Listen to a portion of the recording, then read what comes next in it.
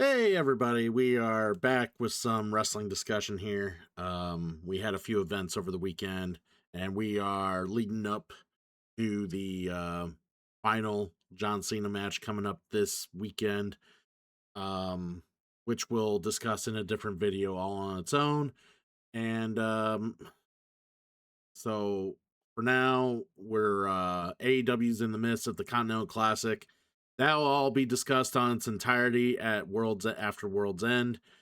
Right now, we have TNA Final Resolution, which happened last Friday, and we have NXT Deadline. And I am kind of glad I waited until after this week's NXT to watch that, because there is some important fallout with that in regards to Deadline and the next show after. So, first of all, let's discuss TNA and what we're even digesting at this point for TNA. Still going strong with the partnership with NXT and with talent going back and forth. Hell, we're even getting Leon Slater and Javon Evans teaming up for Saturday night's main event. They pulled Leon Slater off some of the indies he was scheduled for to have him be at this event for John Cena's final match. So apparently they're gonna be defending the AJ Styles and Dragon Lee are gonna defend the titles against Leon Slater and Javon Evans. I think it's for the titles. I'm not 100% sure. I mean, why wouldn't you? But the match is an attraction match regardless, so it's kind of cool. Seeing um, four great athletes tear it down in a great fun tag match. AJ Styles and Dragon Lee have gained some great chemistry together, working together as a tag team, while Javon Evans and Leon Slater have also developed to be quite a tandem. So watching those two together at the upcoming Saturday night's main event is going to be super fun. We got we're going to discuss Oba Femi going against Cody Rhodes at the event as well, which is kind of cool. We'll get to that. And we're I'm looking forward to seeing Gunther and John Cena. I've known all along. I've said it. I've preached it. I knew that was going to be Gunther, and this was long before they even discussed the tournament. This was long before, because everybody knew John Cena's last match was going to be at the Saturday Night's main event.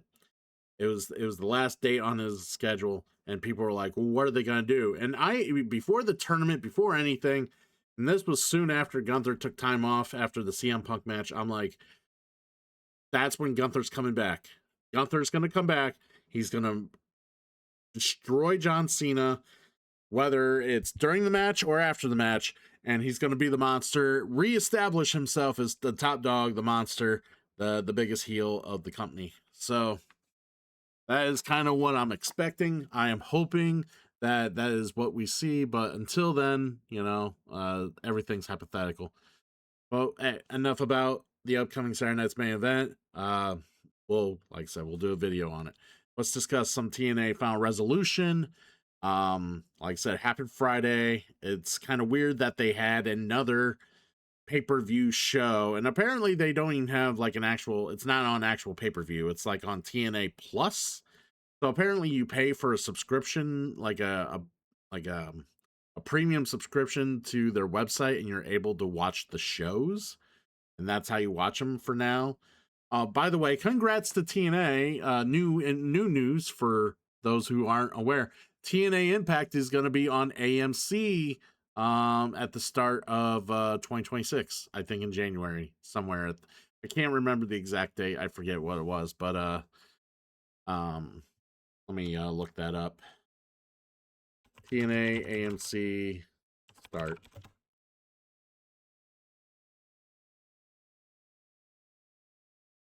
January 15th, 2026. So you'll be able to watch Impact not just on TNA's website, you'll be able to watch it on AMC as well now.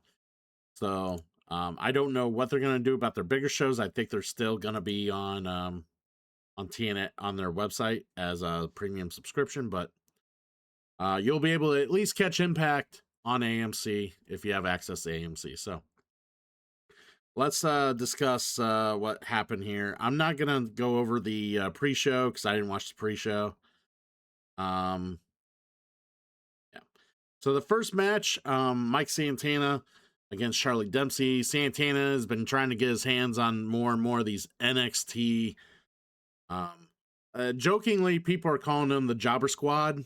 The NXT Jobber Squad, because it is like a bunch of people who had nothing going on or hasn't been doing anything NXT that have come in as a group and jumped TNA and jumped and it's been jumping everyone in TNA. Mike Santana was the main target though. He's been wanting to take out each different individual of this job squad. Yeah, it's we're just gonna kind of call them the Job Squad. I don't know what they officially call their group. I don't think they've officially come up with a name, honestly. But a shout out to Al Snow with the Job Squad reference. So we're gonna kind of use that. Let's but yeah, Mike Santana and Charlie Dempsey had a fine opener. Very solid match. Just a normal run the mill opening like match. You got to, typical Charlie Dempsey work that you see when you watch Charlie Dempsey wrestle. Mike Santana got the babyface heat, the babyface fire, came back, won the match. Apparently is dealing with an arm issue. I don't know if that's kayfabe or if that's real. Because they mentioned something in their injury report, but their injury report's also kayfabe, so I don't know if it's real or not. But he does have it. He is playing off the fact that he has an arm issue. I think it was an MCL. I don't know what the acronym was, but apparently there's some issue. But yeah, a fine opener. We move on to TNA Knockouts World Tag Team Championship. Ironically enough, Ash by Elegance shows up and does commentary for this. I still don't know why she stepped away from in-ring competition and is permanently retired from in-ring competition. I'm still unaware unless someone can, relay that information to me. That'd be good to know. But I still haven't figured out why that is. I think that's pretty much unknown to the masses. But either way, they had the other girls by Elegance watching the match. Cassie Lee McKay doing their thing against Tessa Blanchard, Victoria Crawford, the former Alicia Fox. Alicia Fox! Sorry, I had to do that. It's the only thing Noam Dar ever got over in WWE, unfortunately. But anyways, they also came out with Robert Stone. Not exactly sure why that was. I guess I would have had to catch Impact to kind of. I might have missed that, but yeah, I didn't catch that one. But it was an okay match. Nothing to write home about here. The Inspiration doing their thing. Tessa and Victoria basically playing the dastardly heels that they are, trying to get the titles. The remaining ladies by Elegance came out during the match to try to interfere. In the midst of all the chaos, the Inspiration took advantage and ended up getting the win, retaining their Knockouts title. Now, seeing Cassie Lee and Jessie McKay, now when they were the Iconics before they became mothers, they were a very entertaining team. So far in their TNA, from what I'm getting back into the mix with TNA and trying to watch these ladies, I mean, I am happy that they've really gotten their careers back and going, that, being moms, they end up getting a bad deal or a bad hand in WWE, got cut, and they made a name of themselves in the indies and in TNA. And, obviously motherhood for both kind of delayed their careers a bit, but, they're getting back on the swing of things. but they just seem to me a step slow. I don't know if it's just they're not really putting as much time into delivering a good product, or I mean, they're both mothers now, so obviously, I mean, I don't want to lean on their, because it's kind of their gimmick that they're a duo of moms. But like, I can understand if they're not putting like full thought into like the you know what they have to offer, considering the fact that they got other loyalties and other things that they got going on. Um, they just seem like I said, a step slow compared to what they were and what I knew them as for the Iconics. So, but either way, it was a serviceable match, and they defended. Hopefully, I get to see some cooler title defenses from them, but we'll see. Um, Next, we had a street fight: Matt Cardona against Mance Warner, who's with Steph DeLander. So for those of you who hadn't been watching TNA or been unaware, Steph DeLander and Matt Cardona was going all over the indies, basically tearing it up. When Steph DeLander got let go of NXT, she was a loss. She didn't know what to do, trying to figure out her path. And Matt Cardona basically let her basically be her bruiser, or be his bruiser. I mean, be his bruiser. She was the bruiser. And uh yeah, she basically transformed herself and basically made a more of a name for herself in doing so. But there was some betrayal and some I'm assuming she just got tired of Matt or wanted to, I don't know quite the story. Like I said, I didn't fully follow it. But eventually she hooked up with Mance Warner, and they're actually, I think they're married now. I believe they're married, or at least engaged. They could be married. I think they did get married.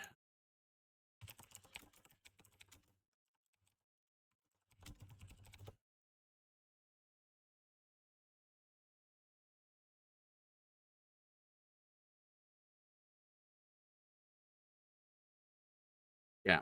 So they are married. Yeah. So basically, um, she basically left Cardona and hooked up with Mance, and has been Mance's bruiser ever since they kind of started gelling together. And like I said, they're married, and they're happily they work as a great duo. This was actually my first real like experience watching Mance Warner. I know he debuted in TNA earlier in the year, and I haven't really, like I said, I didn't only start watching TNA until recently, so I didn't really get a chance to catch anything of his indies or whatever. I just knew of the name. And the street fight was fun. Like overall, just good time. No tables, doors. There was doors. So it was nice to see something refreshing, different. I think at one point Matt Cardona hit him with a Santa sack full of his figurines. Um, yeah, like wrestling figurines, and then even did a spot on those wrestling figurines. To Mance Warner. But overall, it was a fun match. I really enjoyed it. Definitely could see, like I said, some like some angst between the two stars to show that they really weren't very fond of each other. It wasn't a street fight just to be a street fight. And yeah, at the end of the day, Matt Cardona got the win over Mance. Um, so we move on to the TNA International Championship. Steve Macklin came in as the champion to defend against NXT Stacks. Um, Now, honestly, I didn't know what was going on with Stacks in NXT, because for the longest time they did the breakup with between him and Tony D'Angelo before D'Angelo took a long break, and he won the Heritage Cup off of Lexus King. Soon after that, because I believe like Lexus King beat Noam Dar for it because Noam Dar got hurt again or whatever. And then Stacks beat Lexus King, and they just basically quit using Stacks. and just hadn't used them. And they also basically quit incorporating the Heritage Cup as a thing. So I was wondering if they were just quietly retiring the Heritage Cup. But when they brought him out to TNA, they were acknowledging the fact he was the NXT Heritage Cup champion, and I'm like, oh, so they're not retiring the cup? So he's held on this cup forever and hasn't defended it? Like, so it's just weird that they've had this title on that they basically just forgot about in NXT and just haven't highlighted for the longest time. But either way, they have Stacks go against Macklin here. Macklin's always a good, superb talent. Ever since he's left NXT, he's found his way in TNA and in the Indies. Definitely being the retired grizzled veteran from the I don't know if he was part of the Army or part of the Marines. Maybe the Marines, I'm not sure. But there's a lot of reference and callback to his former career doing that. And he gets a lot of respect. A lot of people appreciate Steve Macklin. Really enjoyed his work. I am one of those. Definitely, I do enjoy watching Macklin. He did find himself and turned it up to an 11. And yeah, he's a solid character in the ring, solid character on the mic. I like what he does.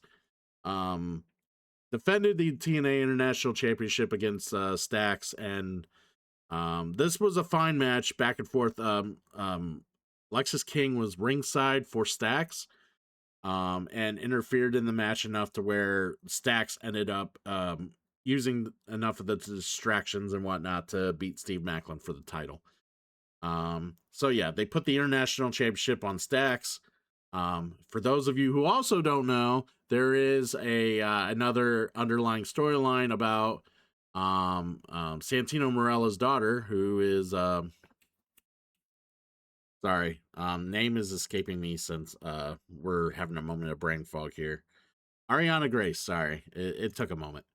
So Ariana Grace, NXT talent, is the daughter of the president of Authority, Santino Marella. And her and Stacks, I believe, are married. I believe they're married. If not engaged. Let's actually look that one up. Stacks and Ariana Grace.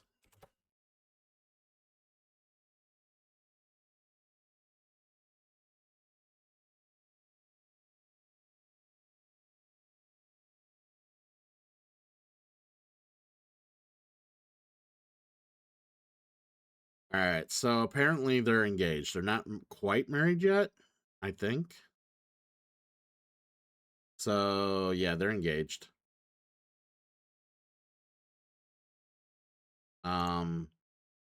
Anywho, so there's this underlying like tension because Santino Marella is trying to deal with this NXT job squad that's been invading TNA shows, and he's been getting roughed up in the process.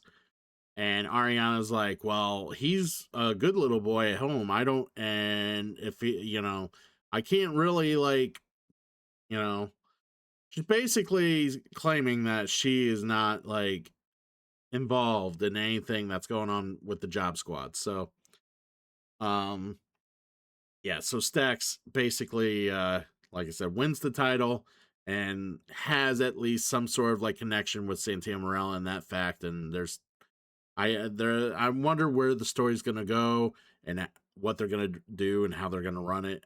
Whether Stacks is gonna be kind of the de facto leader of this group or what's going on, but it's hard to say. Either way, this was an okay match. And yeah, congrats to Stacks getting the title. Another NXT champion winning a TNA title. Was that 1, 2, 3, 4 now? That's 4.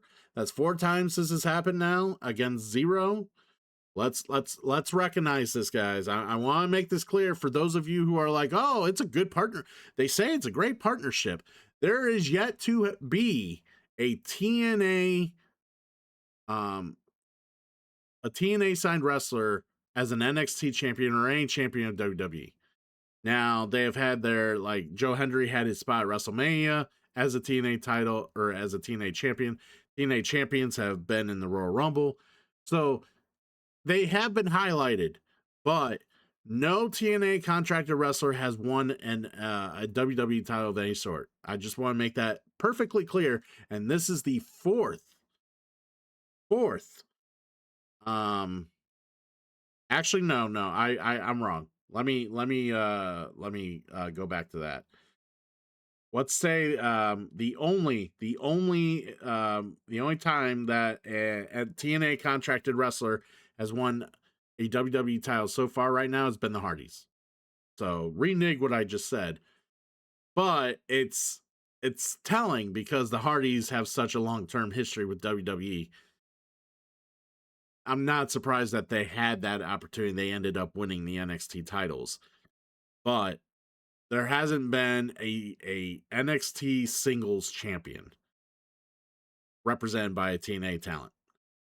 So, we can at least change the narrative to that. There has not been one TNA contracted talent being a singles WWE champion, where there's been all sorts of NXT singles talents being TNA champions, and this is, I think, the fourth. With preceding stacks has been Kalani Jordan, JC Jane, and of course Trick Williams. Um, so we'll see what happens. Maybe, I mean, if I had to guess who's gonna be, if there's anyone who's gonna break that mold for TNA to be like an NXT champion in the future, I feel like it's gonna be Leon Slater. Because they're getting really high on Leon Slater, and right now Jordan Grace and Joe Hendry are now NXT contracted talents. So we'll see whatever happens, but I know TNA's been dealing with a lot of contract issues right now. A lot of contracts have come up to where they're expiring. They're figuring stuff out. They're trying to get people signed. They're doing like pay per appearance deals right now for a few of them. So it's kind of interesting to see what happens. See what happens. But TNA Knockouts World Championship. Lei Ying Lee defended against Zaya Brookside. I wasn't very surprised at the outcome here. I kind of figured it was Lei Ying Lee being, letting her good friend and partner get a chance at the title. It was just a way to kind of showcase Lei Ying Lee as a champion while basically guaranteeing that she was not in any way, shape, or form going to lose this title. They had a fine match. It wasn't like I said, it wasn't like the best match on the card or anything. It was a good match, just a little predictable in the outcome. But of course, Lei Ying Lee looks strong as a champion right now. Kind of liking it, and I'm kind of wanting to see what they do with it going forward. The next match, in my opinion, was match of the night. We had the Rascals against Order 4. Faction warfare is usually some sort of a highlight for TNA wrestling. X Division spectacles are kind of a priority for them. So is faction warfaring, and the Rascals now with Desmond Xavier has been going as a group of 4, kicking ass. They went ahead and kicked the asses of Order 4, and like I said, best match of the night easily. Lots of stuff to enjoy here. As a wrestling fan, I hands down thought this was one of the best matches I've seen in the all year. This was a very enjoyable match. We saw the Rascals pick up the victory. It's nice to see all 4 of them together again. I know people are like, well, didn't Wesley and Zachary Wentz had that issue like earlier in the year, blah, blah, blah. And it's like, well, you could just say Zachary Wentz had a issue with Wesley. And they actually made fun of this in a skit on Impact, saying, well, yeah, we dealt with Wesley. Wesley's an asshole. No, Desmond's back. So, they kind of tongue in cheek the whole thing, but it's nice to see them all back. Order 4 was a very good opponent here. Ali ended up trying to run out on the match, and then he gets lassoed in a sense by Elijah, or is it Elias? Whatever Elias goes by. Is it Elijah? Is it Elias?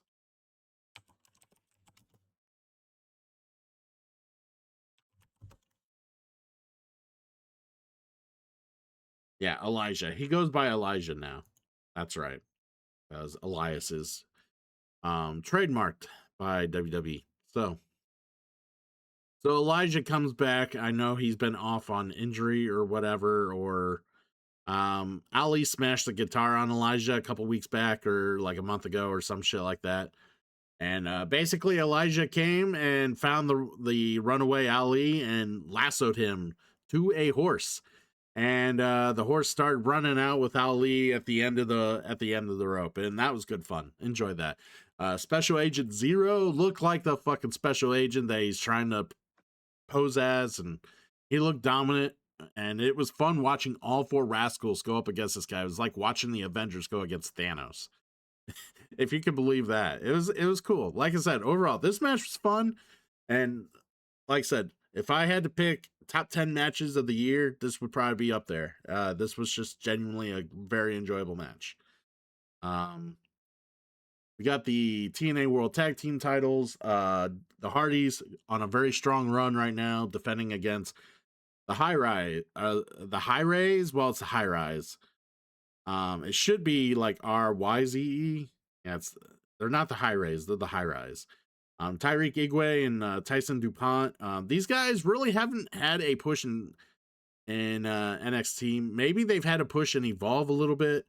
They were actually in the faction with said Desmond Xavier slash Wesley before Wesley got released by NXT. I don't know if he got released or his contract ran out. I can't remember which. I think he got fully released. I think he asked for his release, possibly.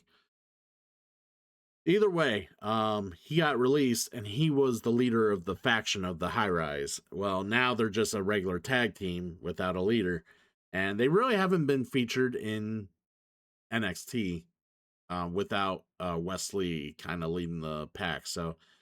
Um, so they were accompanied by Robert Stone. Basically, Robert Stone is like more or less kind of the guiding light for the Job Squad. Yes, I'm going to keep referring to him as the Job Squad.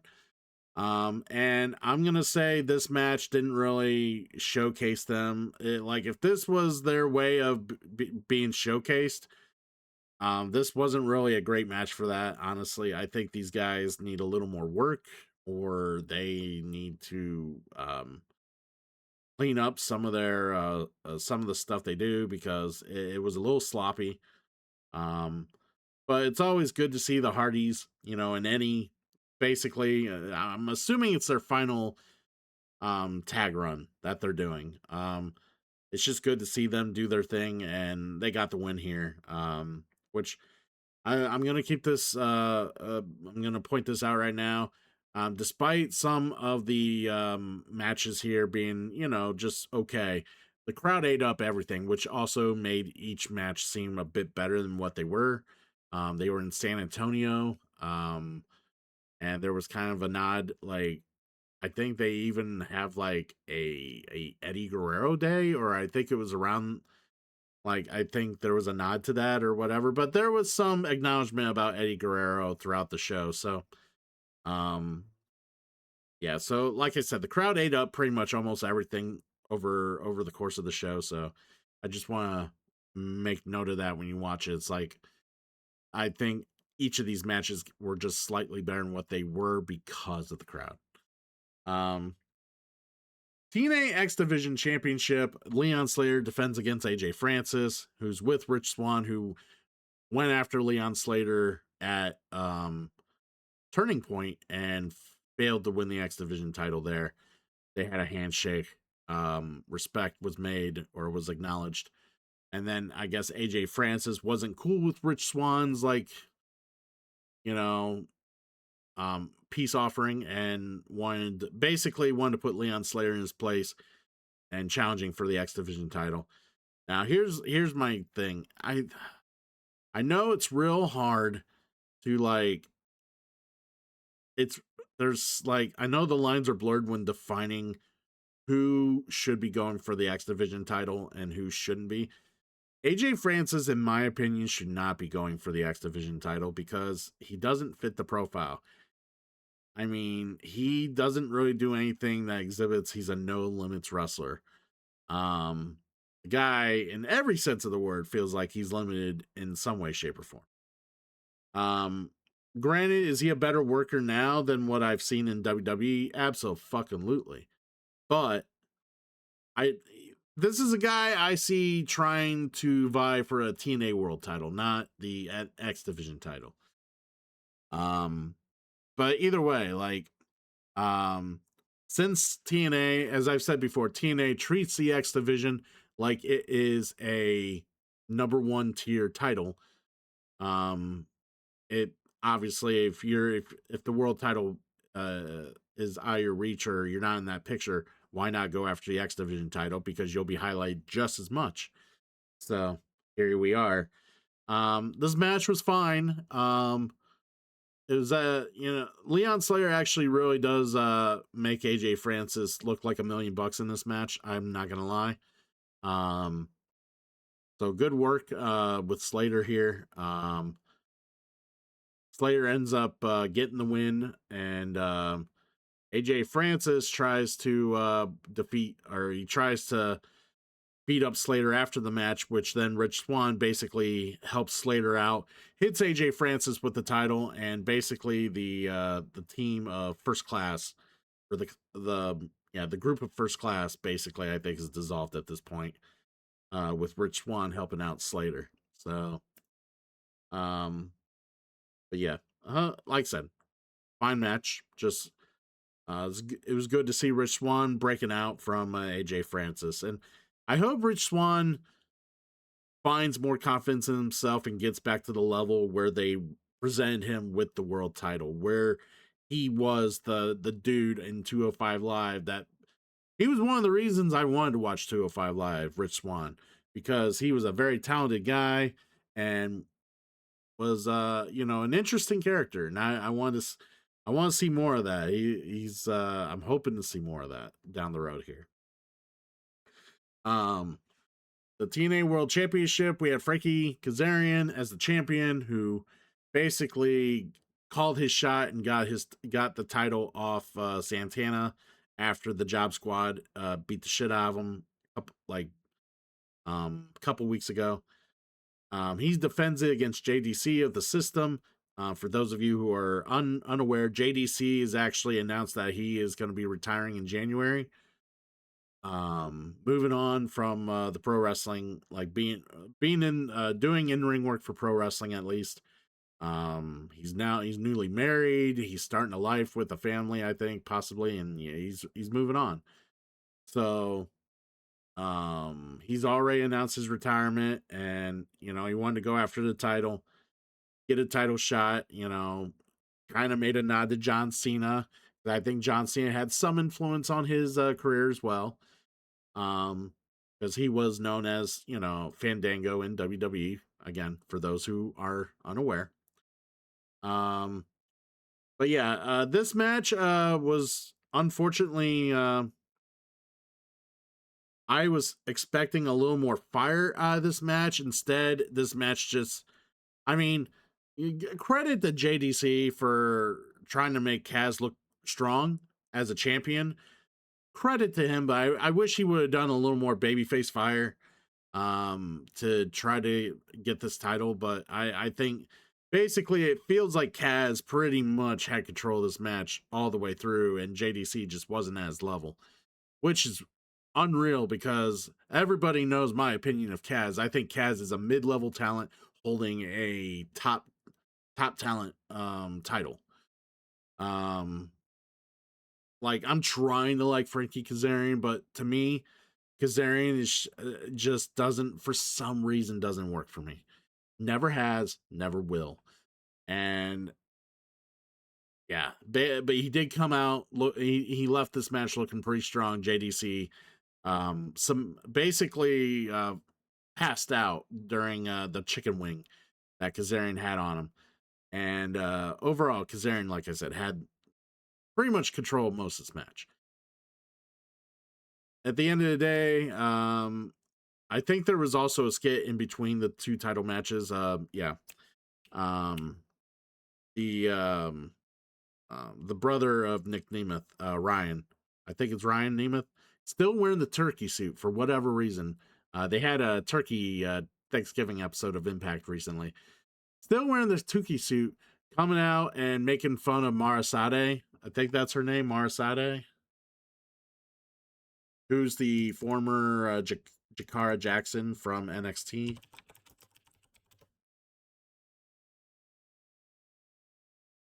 Yeah, she's Marasade. Yep. So NXT let go Jakara Jackson. She's been basically invigorating herself as Marasade in TNA, and has actually been gaining popularity. Has been kind of growing as a talent and finding her way, because NXT really did nothing with her. She was just basically this like subordinate of Lash Legend. She never really, and I mean, she had some bad breaks too in NXT. She got hurt, and they didn't really do what they wanted to do with the duo when she was there, and then she got let go. So here she's in TNA making a name for herself, and I guess she's been having issues with Ryan Nemeth. Ryan, I think that's his name, Ryan Nemeth.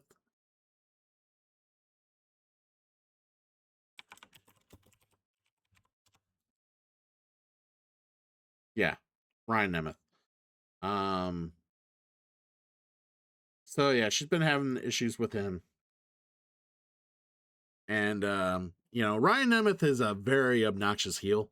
For those of you who are unaware, like he's kind of like that embarrassing like family member, like if you're Nick Nemeth, he's like that embarrassing family member who just like soundly praises you everywhere you go.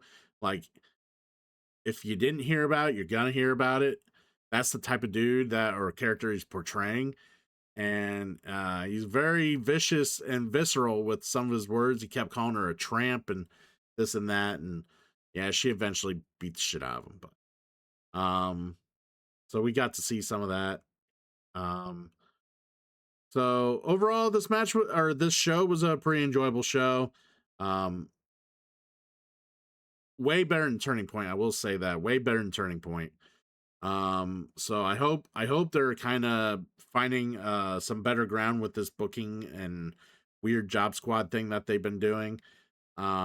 Speaking of the job squad, they're actually promoting a cage match. I think, is it this week or next week? Let me see if I can find it. TNA cage match Impact. So basically it's TNA versus NXT steel cage match for December 18th. So it's not this week, it's next week. So basically, like I said, the job squad's been attacking everybody and beating up everybody in TNA, for better or worse.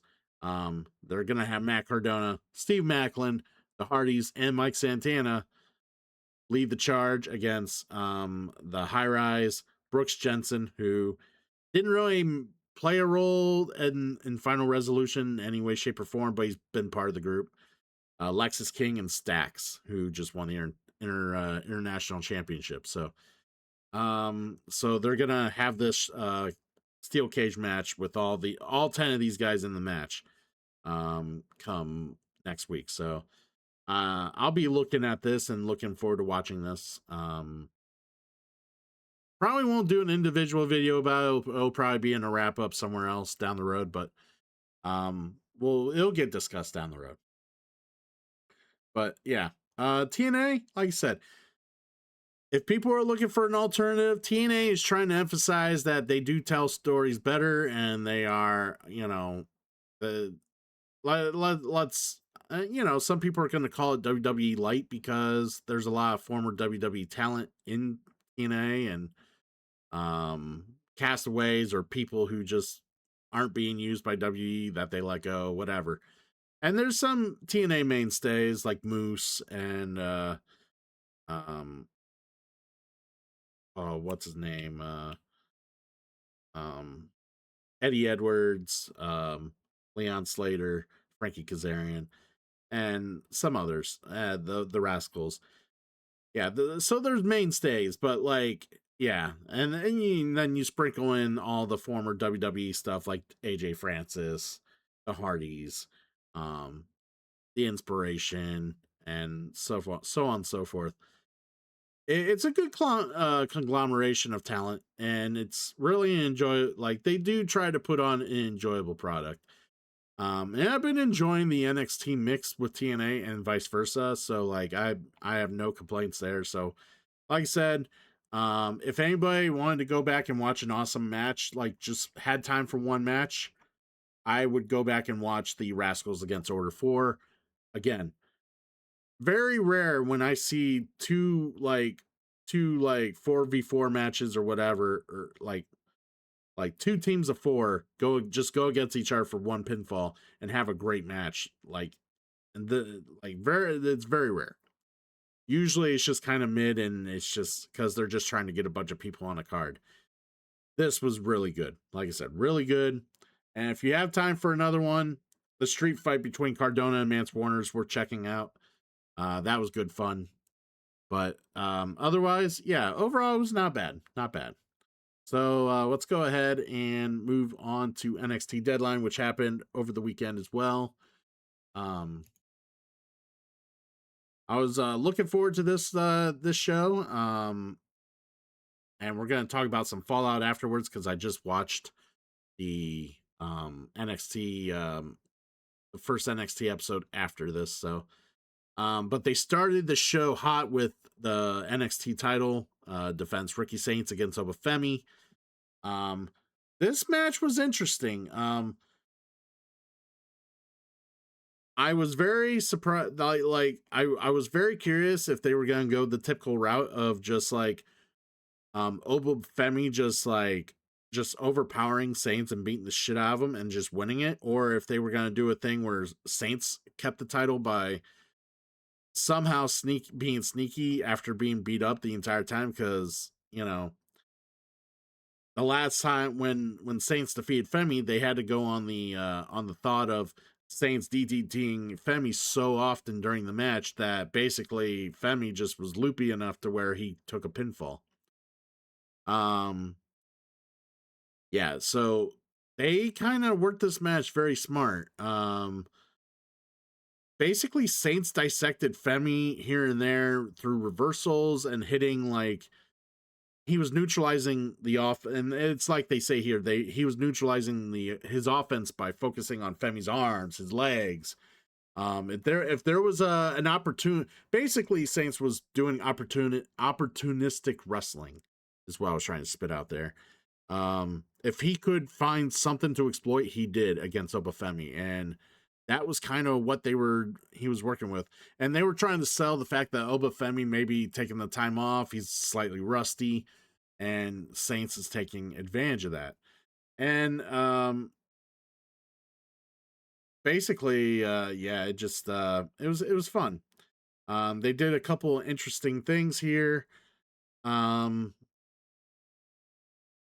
It just at the end of the day, both men look good. Like with Saints being so much smaller than Obafemi, it's kind of hard.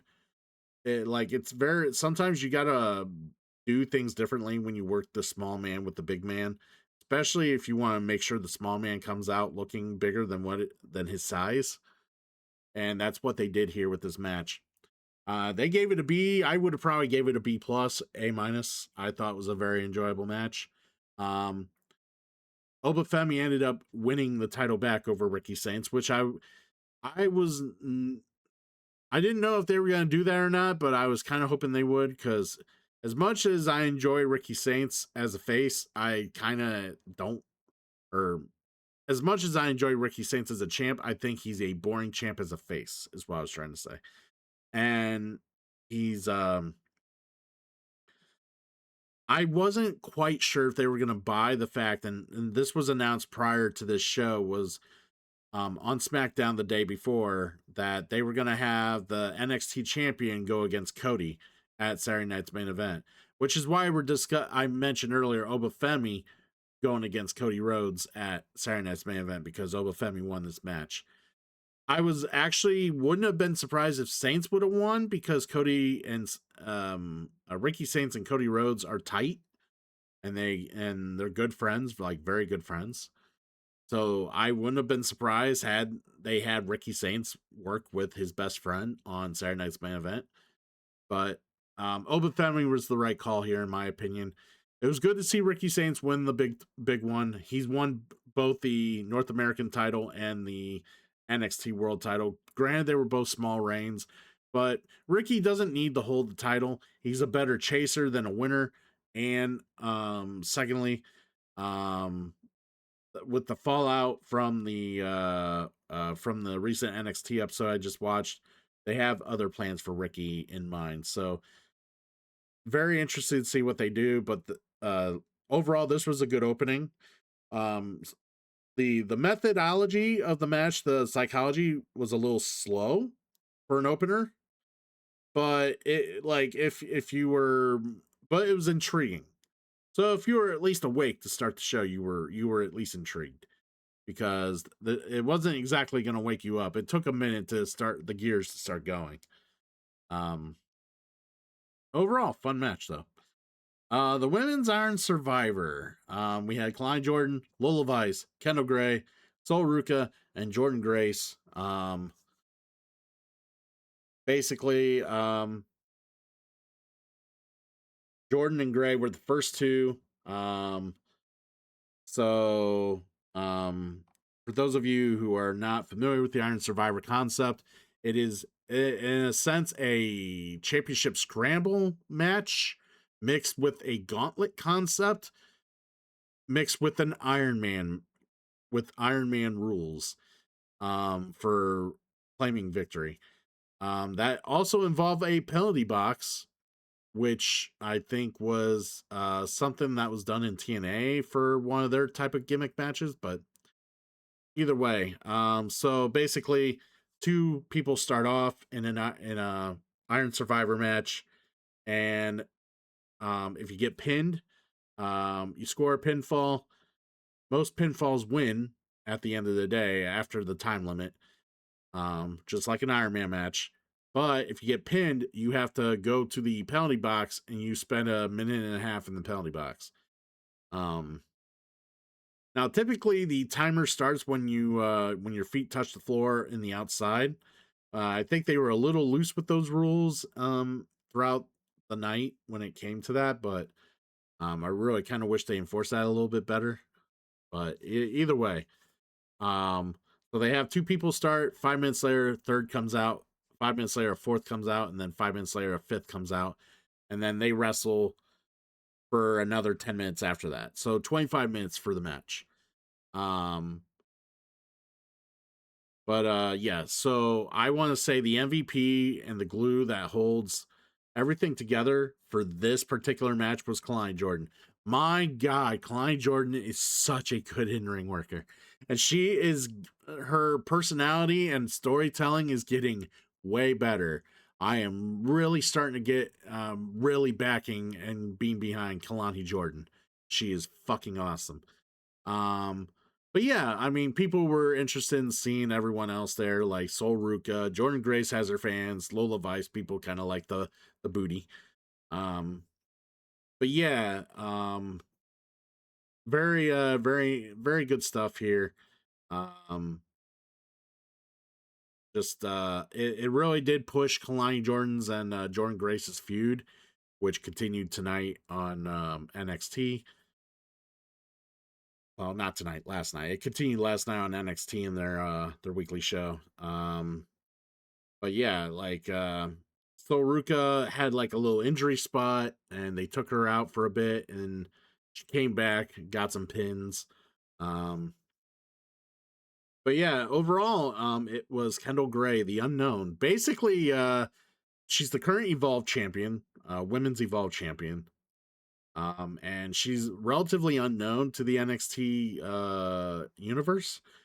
Like she's basically kind of she's got an amateur background.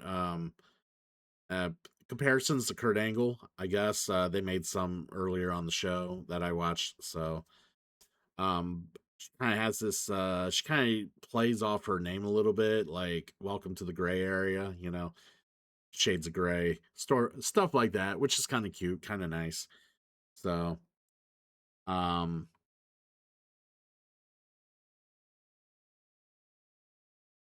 apparently, the people who watch this are not a big fan of uh Klein Jordan being a heel. They feel she's more natural babyface, which kinda, but I have liked her heel stuff. Like she could be a vindictive bitch. And that's what she is leaning into that, and I am liking that better. And she's a confident vindictive bitch. Like she is basically, it's not like she's not the cheeky, cheesy heel who's like trying to who's scared and trying to avoid shit. She goes out there and talks shit, makes her point, and then rubs it in your face. And that's the heel she is. And that's I've been really enjoying that. I mean, if she was being a cheesy chicken shit heel, I would understand their opinion. But like her heel work's been great so far. I've been really enjoying it and digging it. Um, but yeah, overall, yeah, that there was another thing they mentioned.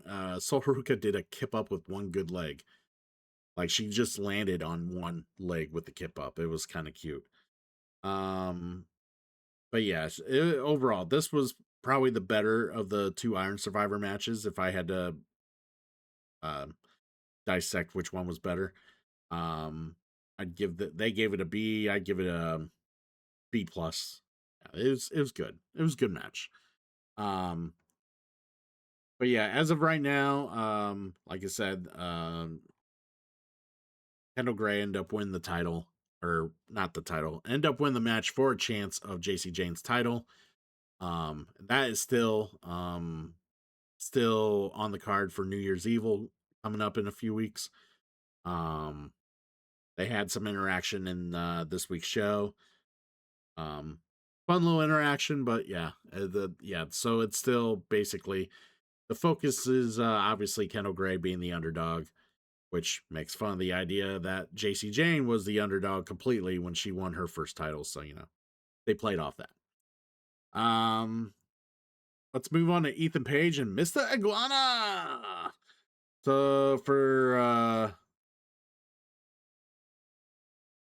So the thing is, Mr. Iguana is a very comedic character, all right, which is a good foil to Ethan Page because Ethan Page is basically a no nonsense heel who gets himself into gags and gets roughed up or gets taken advantage of. That's the type of heel he is, and it works because that Ethan Page is such a explosive and evolving personality that he's very flexible and he's adaptable. I've again, I cannot say enough and praise enough about Ethan Page, but he defends the title against Mr. Iguana from AAA.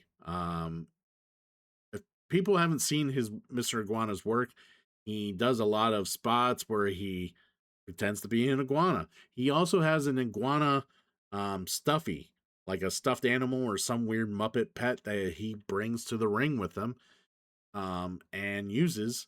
And he either uses it on his hand, he'll throw it at his enemies or at his opponents as a distraction. He'll actually hit people with it. And it's legal because the refs just think it's a stuffed animal and that can't possibly hurt, but for some reason it hurts the opponents. Um, but yeah, it was an alright match for what it was. You were not gonna watch this match and be blown away by the awesomeness of the match, and it was meant to be what it was. It was pretty much a comedic match, and it was fun. It was fun to see Iguana do his thing because he's only been highlighted so often outside of AAA with being on NXT, being on SmackDown, and so forth. Um,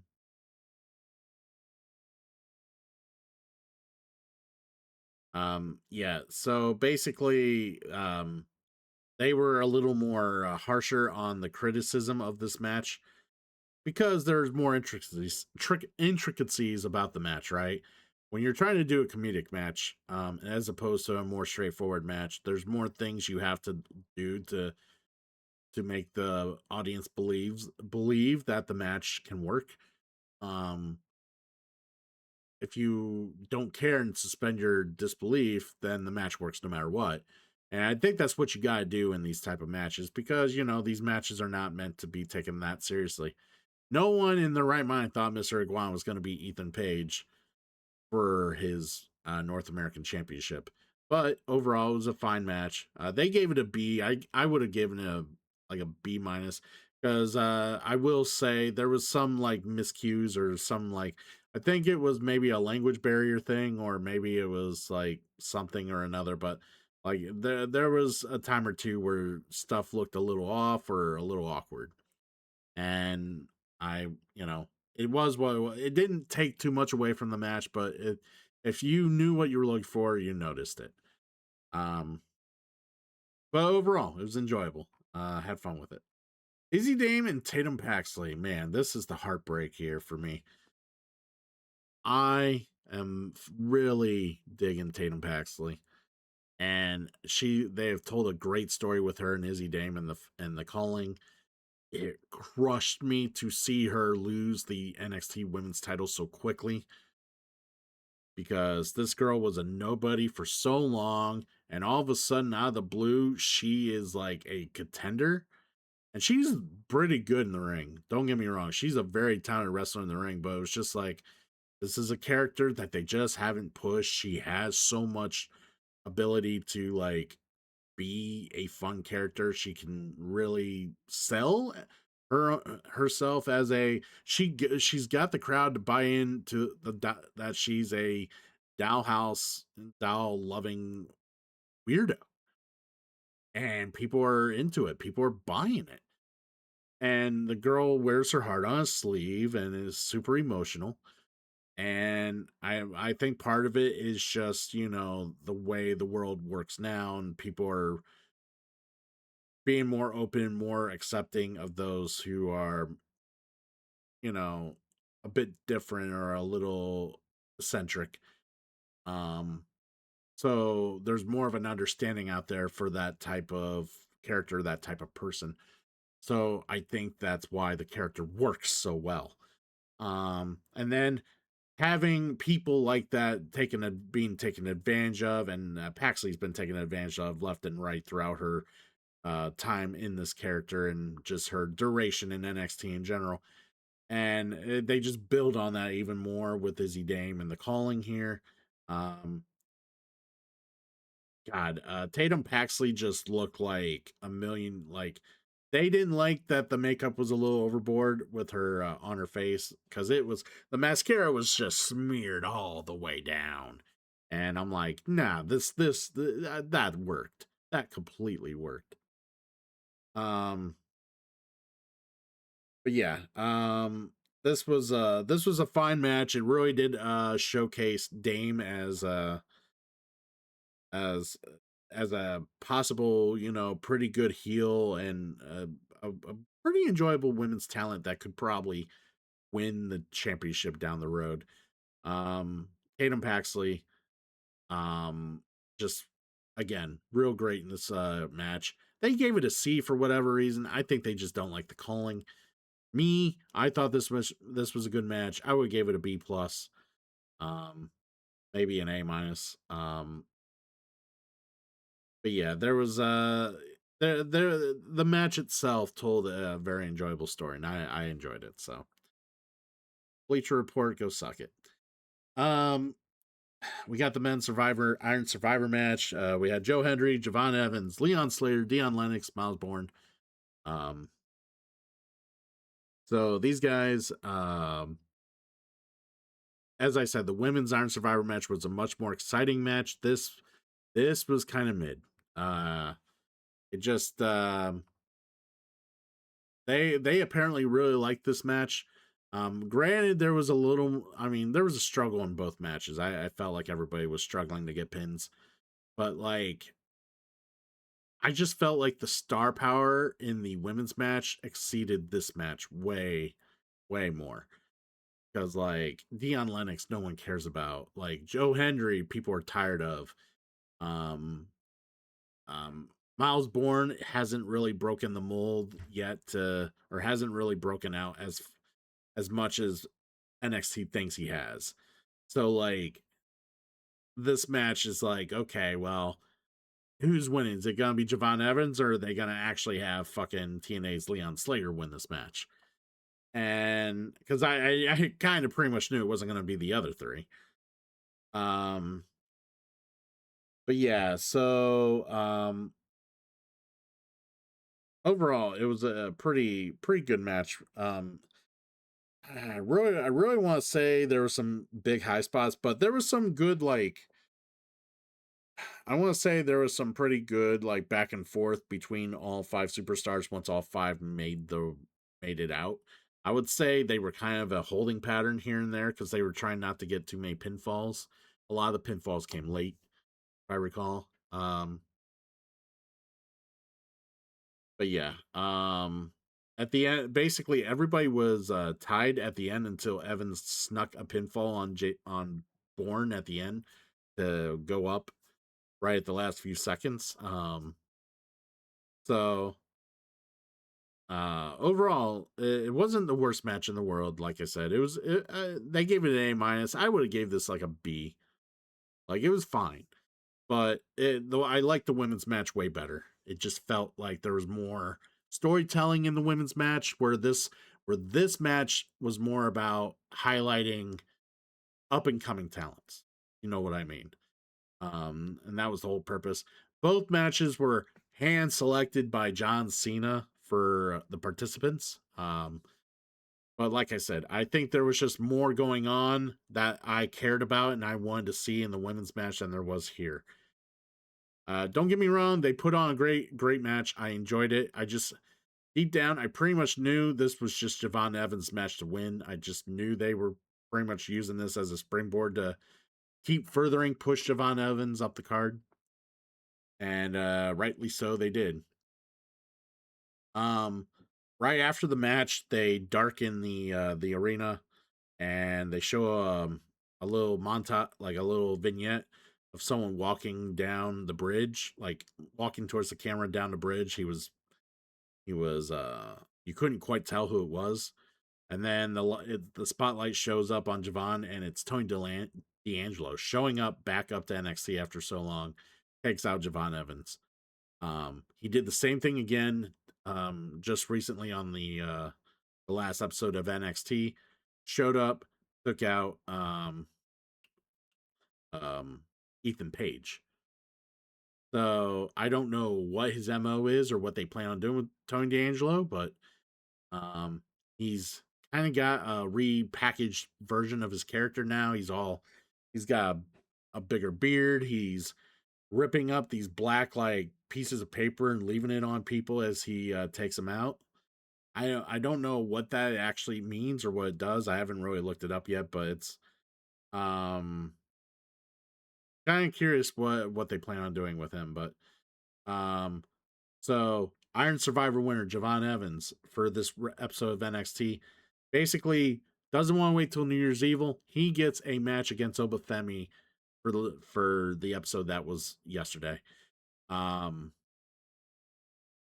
that was a really, really, really good match. Like I really was digging what like Javon Evans and Obafemi have great chemistry with each other. They always have. And this match again shows that in spades. Ricky Saints really was kind of part of the conversation as well, wanting a rematch, and he decided to interfere at the end of the Javon match, and he pulled the ref out while Javon was supposedly getting the winning pinfall, and eventually Obafemi overcame and got his pin on Javon eventually. But either way, Ricky Saints interfering and getting in Javon's business. And I guess I'm assuming turning heel. Ricky Saints has always been a better heel talent than a face talent, so I'm happy to see that and maybe see more of where they're gonna go with that. Um, they since that match happened on NXT, they're looking for another number one contender for New Year's Evil. So the rest of the male Iron Survivor participants are going in a are fighting in a 4-way to go against Obafemi for the title. My guess, honestly, if you want, like, if I had to like discuss why who could win that match and go against Obafemi, have Miles Bourne win the match and get his keep elevating the rise of Miles Bourne. He gets another crack at Obafemi, who beat Miles Bourne while he was in his initial first reign in NXT as an NXT champion. Um, you could go Dion Lennox and Dark Slate and having Dark Slate finally have a chance at the title, and maybe Dark Slate just up and taking out Obafemi, and there becomes a whole thing with Dark State and Obafemi, but I don't think they go that route. Um, you could have Spotlight TNA versus NXT and have Leon Slater win the match, which then you just know Obafemi's going to win. So that's kind of annoying. Or you just have Joe Hendry win, which I don't know why or what would be the purpose other than, just giving Obafemi a free win, because I don't see Joe Hendry getting anywhere near that title anytime soon. So overall, yeah, like I said, this was a very enjoyable show as well. Um, and I was talking about Deadline, but yeah, NXT, like I said, is good comfort food. I've always enjoyed NXT. Shawn Michaels doesn't disappoint as a booker, continues to do great things, and I want to see more. So, let's hope for the best there. Looking forward to Saturday night's main event, like I said, and yeah, hopefully everybody's been enjoying pro wrestling in general. I know WWE's kind of been stale to watch as of late, and I've shit on it a little bit. I'm hoping that we get a good final, or we get a good card and an enjoyable night for John Cena's last match. I'm just hoping. Please, WWE, don't shit the bed. So, um, I think the next video I'll end up doing will be in a few weeks with we'll discuss the overall Continental Classic. I got to catch up on some AEW weekly shows because Continental Classic is on all those shows. And then, of course, World's End is where it wraps up. So basically, the whole next video will be discussing the Continental Classic and AEW's World's End pay-per-view. Thank you guys for checking out this video, watching, and if you enjoy it, hit the subscribe for YouTube. Check me out on Twitch if you want to see me there. I go live late night on Eastern time, like super late. We're talking like 2-3 a.m. in the morning. But if you can't catch me live, just watch some VODs. I appreciate it. Support, you can support YouTube, support my channel on Twitch, whatever you can do. Or, like I said, just being able to follow and subscribe on said outlets. I appreciate it. We're gonna wrap it up here. And yeah, so I think it's around Christmas time for World's End, or just after Christmas. So I'm wishing everyone a happy holidays here. If I don't talk to you or see you until the next vid, take care, guys. Have a good one. And yeah, drop kick somebody, will you? Much appreciated, guys.